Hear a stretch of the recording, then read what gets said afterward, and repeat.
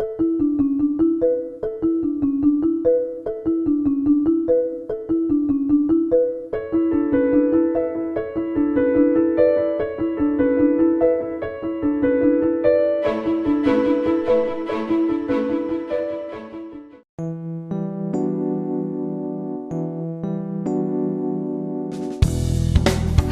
I'm Nyesha McCauley, and you're watching AccessTV.org.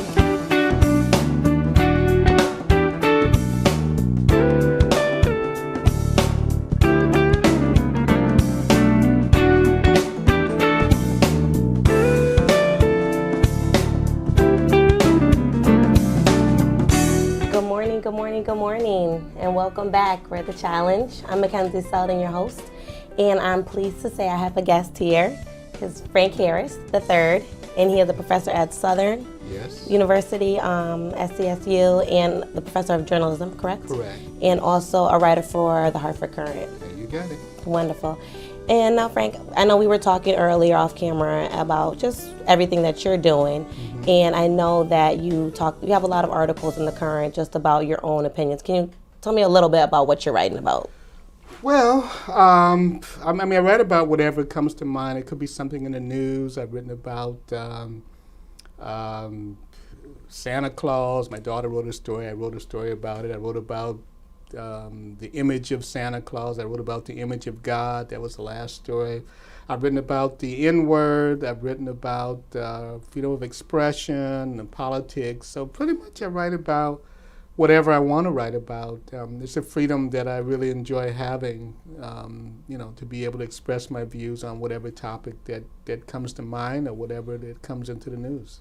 And I know as a journalism, First Amendment is big. It is, First Amendment, yes. And I know you get a lot of responses of people exercising their First Amendment. Yes, and I welcome responses from readers. There's a difference in the responses I get when people email me versus when they put their comments on the website online, or underneath the column. The emails, I always read the emails that people send me, and I always try to respond, and most times I do respond to all of them. The items that are posted online beneath my column, I don't even look at them. I may occasionally peek at them, but it's usually. People express themselves, but they sometimes, it's like they're talking to each other and not to me. And it's usually Frank's this, he's crazy, he's a racist, he's whatever. And again, people will say what they want to say, but that's, to me, I don't take them very seriously. So. And most recently, you wrote an article about the N-word. And I really wanted to talk to you about that, I know, because, for my generation, it's a word that's taken pretty much like sugar. Yeah. It's something that's not that serious, and I wanted to, kind of get your own opinion. I, read your article, so I kind of have an idea, and I wanted to just kind of conversate with you about that because I have my own opinion about the word. Yes. I know that I use it, but I prefer not to use it, and I really prefer for my friends not to use it as much, but I'm not going to lie and say that I don't slip and say, oh, yeah, what up, my That's what I'm, and I feel like it's a very, like, hey, my friend, what's up, my peoples. Yeah. But, when I look at other cultures, words that are derogatory towards them, they don't use them towards each other. Well, actually, there are other groups, that do exercise certain names, against each other or toward each other on a familiar basis.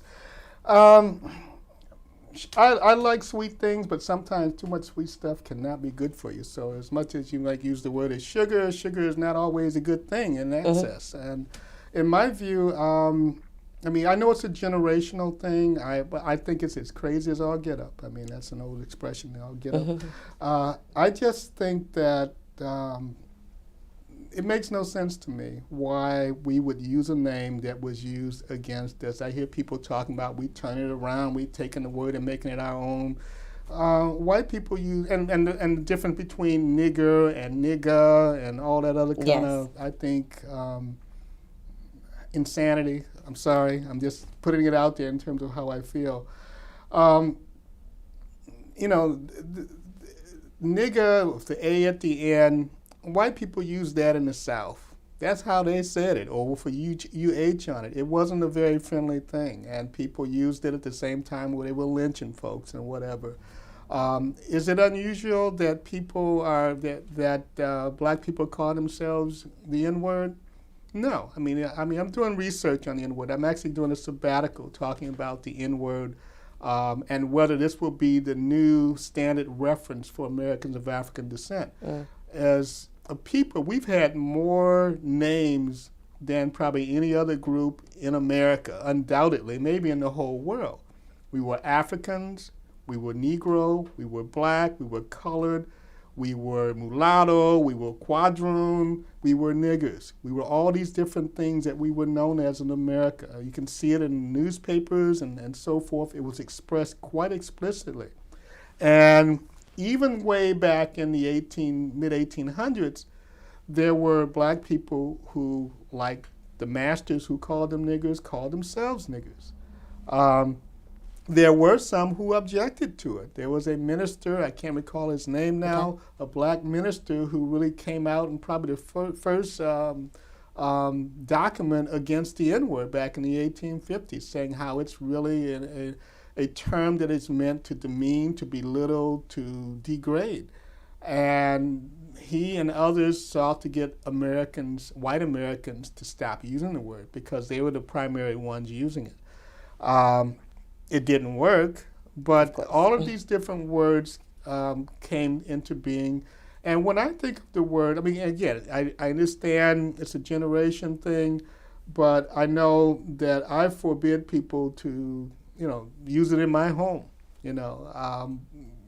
and it's just as I expect people not to use profanity in my house and so on. I guess what I would like to ask you as a younger person here is, what do you get out of using this word as compared to not using the word? I don't feel like I get anything out of it. I just think it's just a term of, and I wouldn't say endearment because that's not really, when I really think about the word, that's not really an equatable, synonym for it. Right. But when I use it towards certain people, it's a term of endearment. Okay. But if somebody was to say it to me, I'm probably going to say please don't call me that. I'm a black woman. Isn't that being kind of hypocritical? It is. It very much is. And so how do you square away with that? I mean, again, you can only either be on one side or the other. I do agree with that. I guess when one of my first experiences with the N-word, I mean, let me ask you something. Has a white person ever called you that before? Once when I was in elementary school, and I was pissed.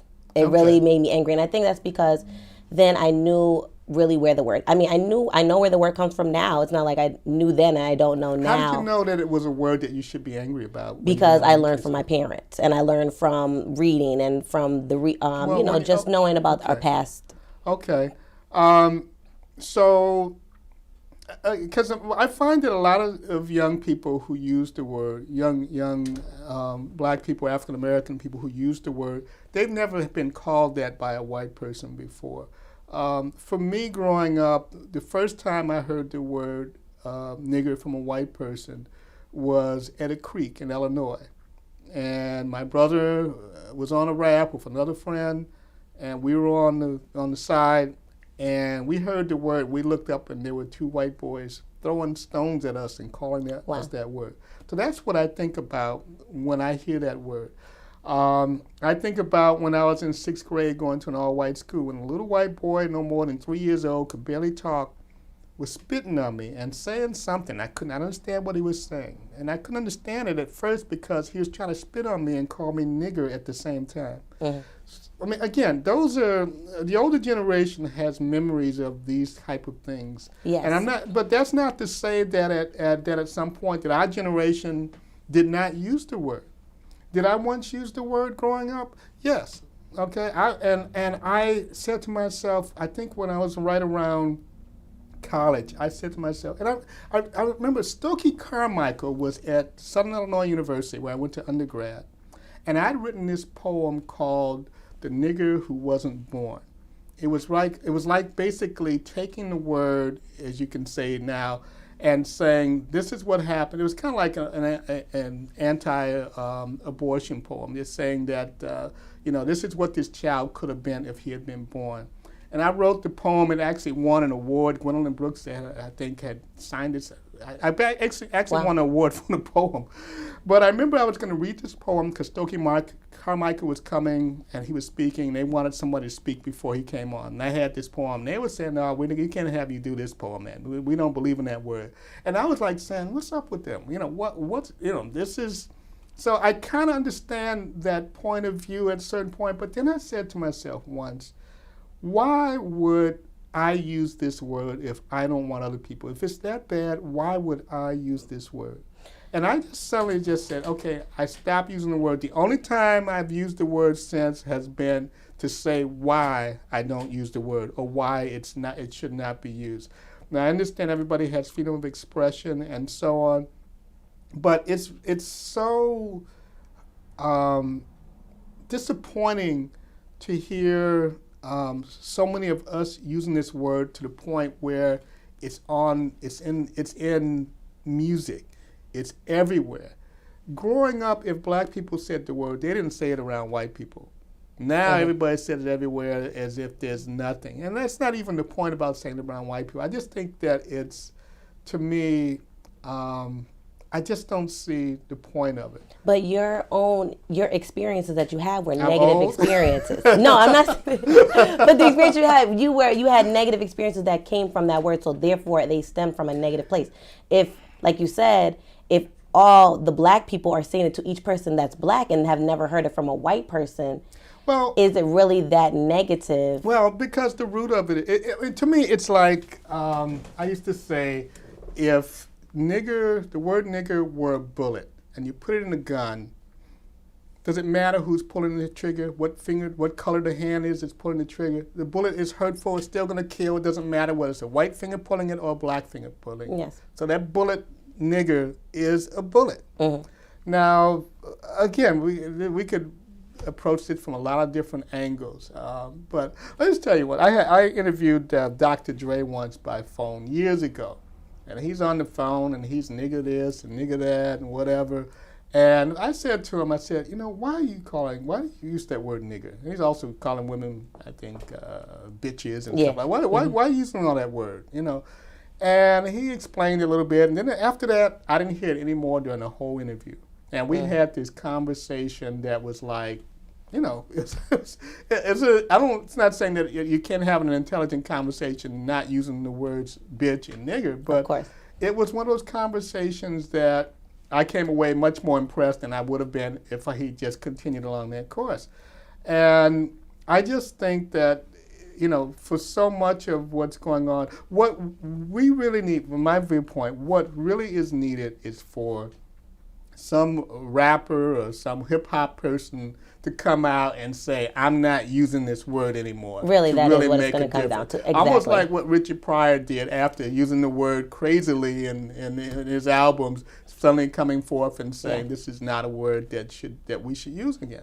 And I agree, and that will empower people to stop using it. And maybe, look, like you said, look for other words to use. And I know I learned a long time ago that people cuss because they don't have any other, they use profanity because they have no other words to use. Yes. And that's maybe the reason that we don't have enough education as far as what other words can I use, to express how I'm feeling. Right. Without having to use nigga this, nigga that, oh, that's my nigga, or whoever, Let's do this, McKenzie. Again, I knew you when you were a little child or whatever, hadn't seen you in many years, didn't recognize you. Let's see, would you be willing to take a pledge to not use the word nigger or nigga? Would you be able I can, definitely. Because I don't use it very often. Like I said, I really don't use it that often. Let's do the pledge. Okay, you we'll do the pledge. Put your hand in the air. I got my hand like you care. I state your name. McKenzie Seldon. Pledge. That I will not use the word nigger or nigga or whatever other word like that. That I will not use the word niggas, or anything of that nature. For I will go for 2 months from now. for now. You know what I mean? Because sometimes you get in that moment, you're like, that. Okay, all right. Okay, we'll say 2 months. We'll take it. Okay. And when 2 months go by, I'll let you know how it goes. Seriously, I mean, I it's one of those words that I don't want to become the standard reference. Yes, and I agree. Call ourselves. I mean, I told one of my students when we were talking about this word that he was saying, well, maybe Professor Harris, it's just like the word black was, because it used to be black was not a word you referred to yourself as. It was Negro or color. Yeah, exactly. And since maybe nigger will be the new definition, I said, well, if that happens, and that wouldn't be a good definition. Somebody beam me up, take me out of here, because I'm ready to go. If that becomes the reference that people start calling us by officially. And I think sometimes maybe that might be the problem. Like, I feel like white people, they kind of step around. They don't know how to refer to us minorities or black people. They don't want to say black, and sometimes they don't want to say African American, right. and they definitely don't want to say colored, or Negro, even in that sense. So I think that we do need to find our place, and what kind of people that we are, and start referring to ourselves as that, because that's what's going to help to empower us as a community. Well, one of the things I'm doing my research on the word, and I'm looking to I'm interviewing a number of different people on it. But one of the things I'm really looking to do is to have a real conversation on the word, and maybe get people to take the pledge. Again, they may get me to take a reverse pledge. I don't know, but I just think it's one of those things that I just think it's not empowering. And perhaps maybe, if we didn't call each other that, maybe we wouldn't be shooting each other as much. I mean, again, I think a lot of words lead to action. I'm not saying this word is the lone cause of all of the, black males shooting and killing each other over crazy stuff, but I just think that it's not a respectful word. But that's just me talking my opinion, and we'll take it from there. Well, I'm glad you came with your opinions. Well, I appreciate it. Thank you. The challenge, we're done for today, but we'll be back again next week, so make sure you tune in. Thanks for coming by.